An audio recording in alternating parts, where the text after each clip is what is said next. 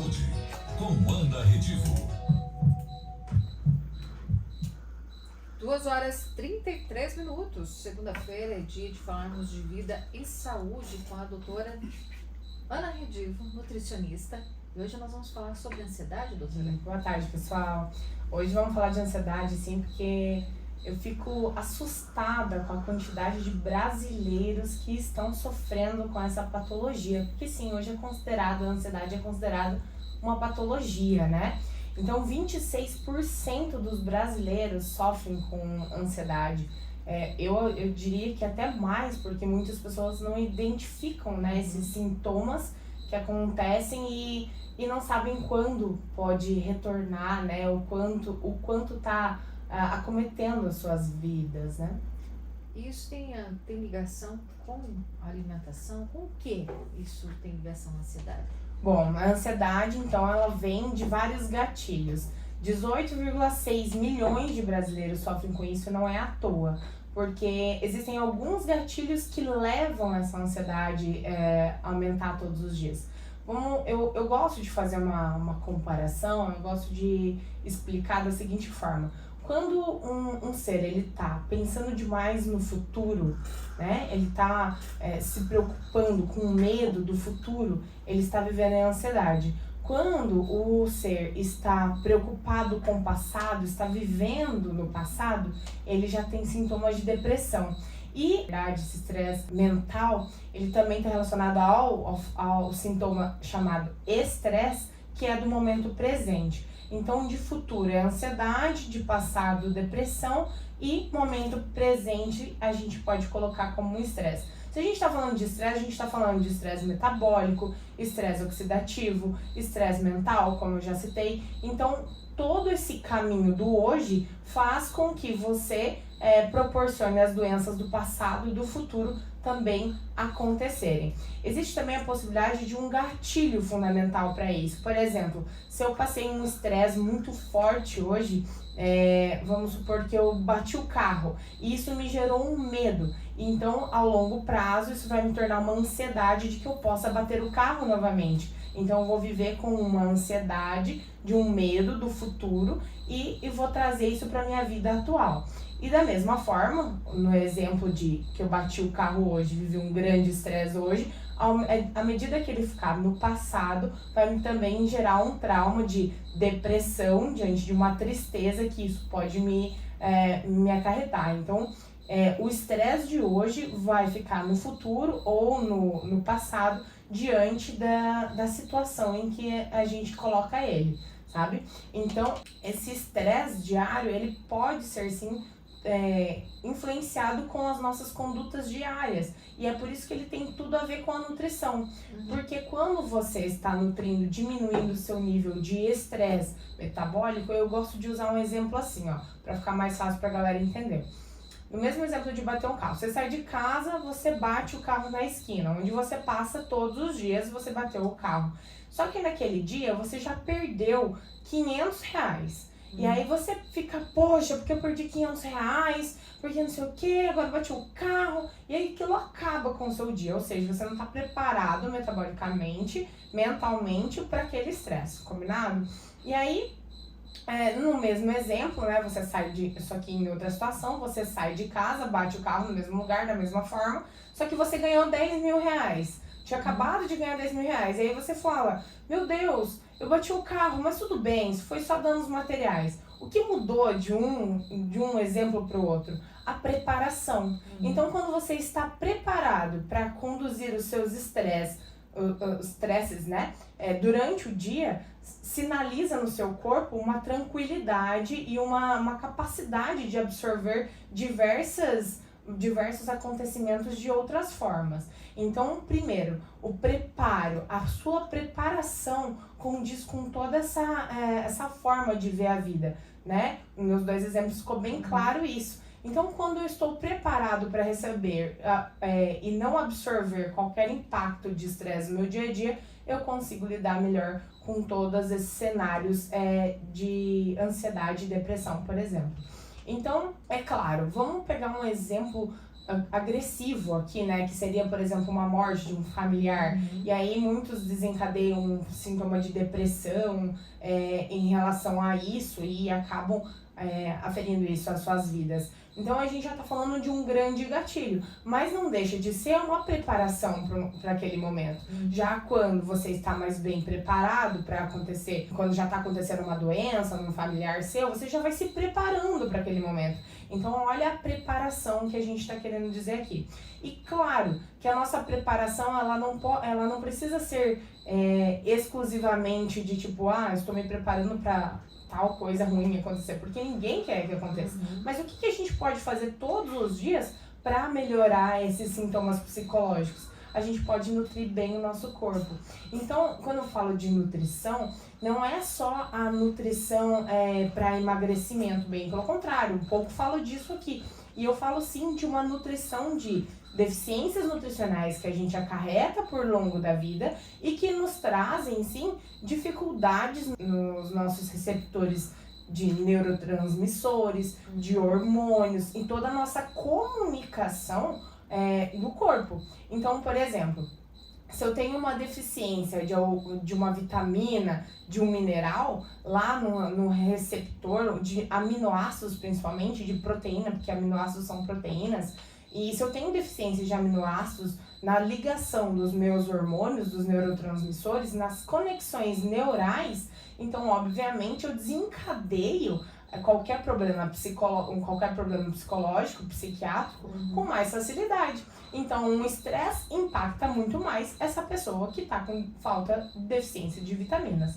Olha só, é aqui que a nutrição ela atua. Ela atua na composição da sua comunicação do corpo, da sua comunicação hormonal, na sua comunicação de neurotransmissores, de receptores, que nada mais são que de forma geral, são comunicações para o seu corpo. Então a nutrição atua aí quando você se alimenta corretamente, quando você fornece as vitaminas, e aí qualquer impacto que você tem, obviamente a sua psique está mais preparada diante dessa fisiologia que a gente está falando. É claro que existem fortes impactos emocionais e que eles às vezes se prevalecem, mas uma pessoa que tem uma nutrição bem feita, uma nutrição nessas cadeias que eu acabo de citar, com certeza ela vai passar por qualquer tipo de estresse com mais facilidade. Bom, a gente fala da ansiedade também que desencadeia aquela coisa de você ficar comendo o tempo todo sem você ter fome, né? É doce, qualquer coisa que aparecer pela frente, você não tem fome e vai comendo, você percebe que tem algo de errado, mas é um gatilho para você comer sem...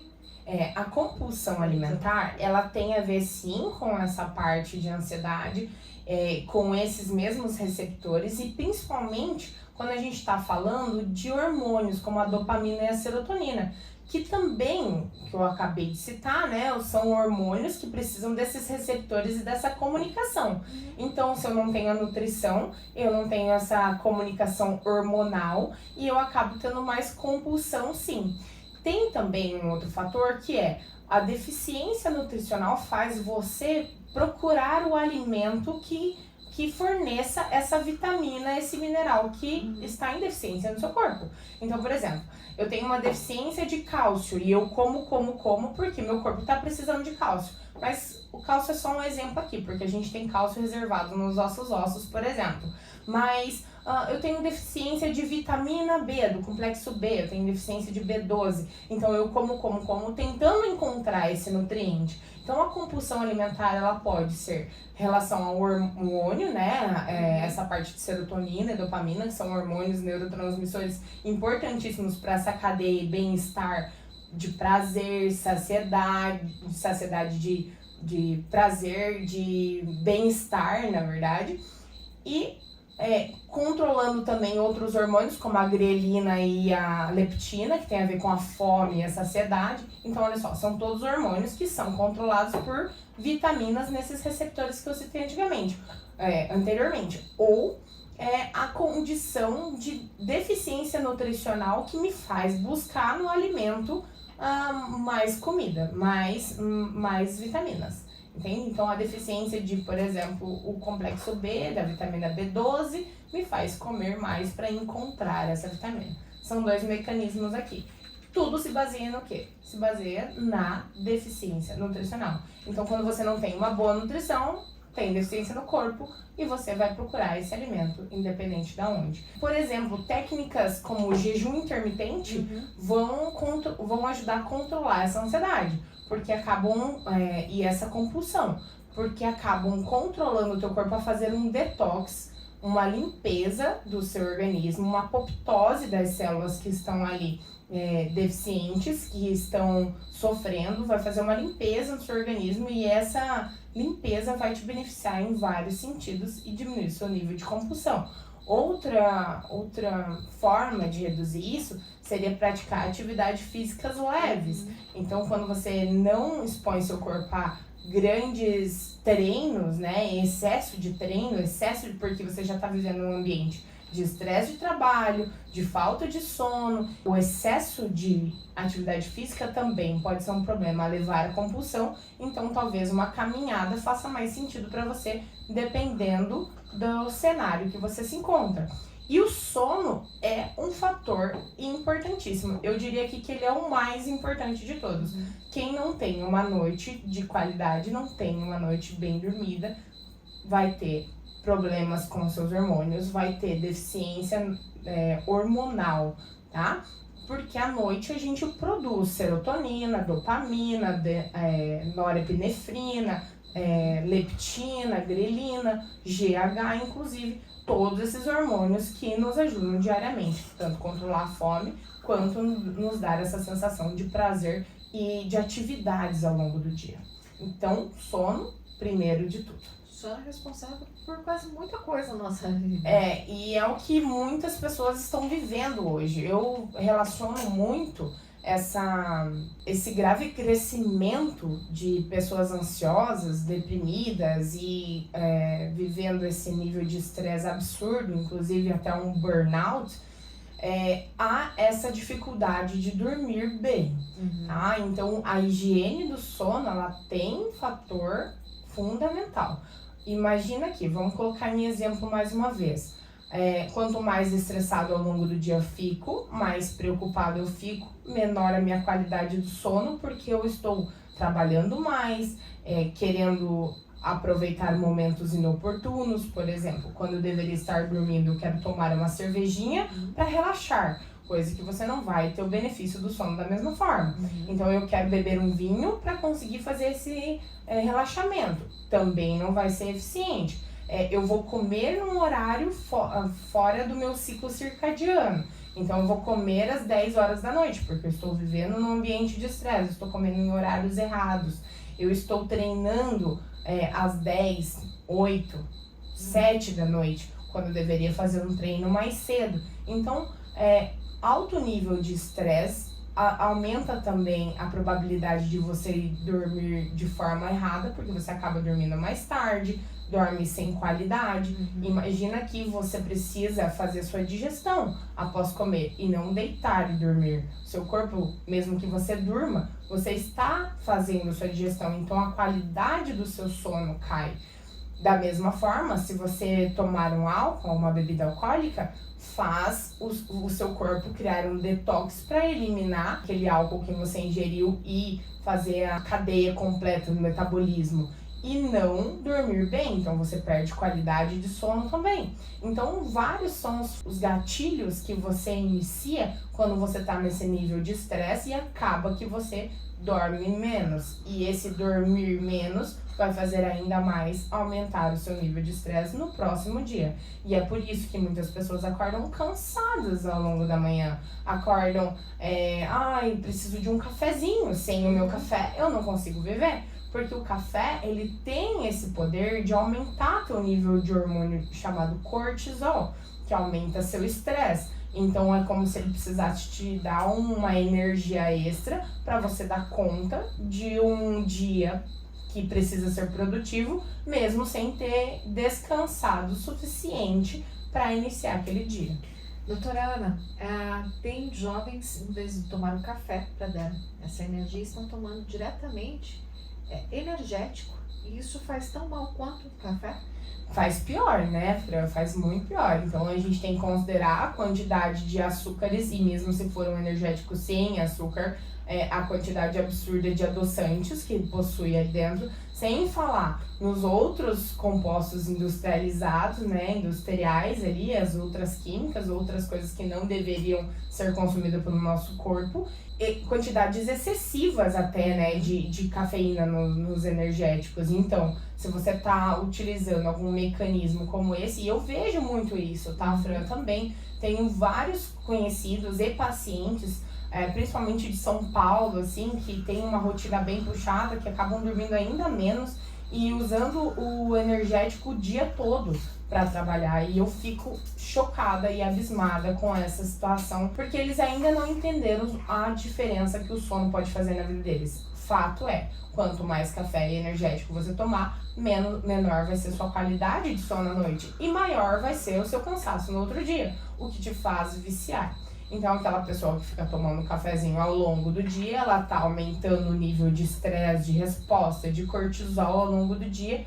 Obviamente, ela tem quedas bruscas, por isso que ela continua viciando. A cada 2 horas tem aquela tendência, eu preciso do meu cafezinho já de novo. Então, geralmente é um ciclo de 2 horas, entre o que o cortisol se transforma em cortisona, cai o nível de energia e faz você tomar novamente. E aí, a hora que chega o sono à noite, ele não vem por falta de melatonina, porque é descrescente, na verdade, quando o cortisol está elevado, a melatonina ela está baixa. E a melatonina, para ela subir, o seu cortisol precisa baixar. Por isso que as pessoas às 18 horas têm tendência a se sentirem cansadas, porque é um horário realmente de baixa de cortisol. É um horário que você deveria começar a descansar. E as pessoas estão cada vez mais estimuladas por luzes brancas, luzes azuis, na verdade, que é a mesma luz que tem no céu e que ela deveria acontecer apenas no horário diurno e não noturno. Só que o ser humano foi lá e inventou a lâmpada e aí a gente teve um novo estilo de vida e a gente fica estimulando picos de cortisol, picos de energia no momento errado. E esse pico elevado à noite vai fazer com que você não tenha produção de melatonina. O que acontece, as pessoas estão cada vez mais tomando melatonina para resolverem os seus problemas. Mais uma vez, você está fazendo o caminho errado, quando na verdade você deveria apenas relaxar e aceitar que é um momento de relaxamento. Se todo mundo acordasse às 6 horas da manhã e começasse a ser produtivo, no momento que o dia ficar claro, nós descansaríamos também no momento que o dia escurece, que a noite chega. O problema é que as pessoas acabam acordando mais tarde, demorando para pegar no tranco, digamos assim. A pessoa começa a trabalhar de fato às 9h30 da manhã e olhe lá, quando não é meio-dia, que é muito frequente, e aí quer trabalhar e quer ter atividades até às 10 horas da noite. Essas atividades podem prejudicar todo esse sistema. E depois das atividades vai pra cama com o celular na mão. Com o celular na mão, que é a luz branca. Então, assim, só uma dica pra você que tá em casa, coloca isso em prática agora, porque você merece. Se você tá aqui nos ouvindo, você precisa colocar isso em prática. Pega o seu celular, entra nas configurações, em tela, brilho. Eu nunca falei isso aqui nas minhas redes sociais e eu vou ficar bem feliz se você colocar isso em prática a partir de agora. Então pega seu celular aí e coloca lá, luz, tela, o brilho, alguma coisa assim, deve ter essa informação nas configurações. Você vai ali em gerenciar o modo noturno e você vai programar para as 7 horas da noite o seu celular ficar com a tela amarelada. Das 7 horas da noite até as 6 da manhã, que é a hora que você pode acordar tranquilamente e ter um dia produtivo. Então das 7 às 6 da manhã, faz essa configuração para sua tela ficar amarelada. E, obviamente, dentro da sua casa também, tenta manter somente luzes amareladas ligadas no período da noite. Cuidado com televisão, cuidado com notebook. Se você puder, faça essas configurações também nos outros aparelhos. Ou mantenha eles desligados. Essa é a principal dica. Doutora Ana Redivo, muito obrigada por esta segunda-feira. Eu agradeço, Fran. Assunto polêmico aqui, a ansiedade e depressão realmente tá acarretando no mundo, é o que mais a gente vê. O Covid subiu 25%, né, de pessoas ansiosas, e a gente tem um número expressivo de pessoas com depressão. São mais de 300 milhões de pessoas no mundo, e isso realmente preocupa. E essas atitudes que a gente falou aqui hoje, com certeza vai ajudar muita gente. Eu espero ter ajudado. Bom, a gente não percebe que atitudes pequenas, que a gente fala pequenas, simples, pode ajudar muito a melhorar a qualidade de vida. O seu hoje vai fazer pelo seu amanhã e também vai conseguir manter a sua qualidade de vida a longo prazo.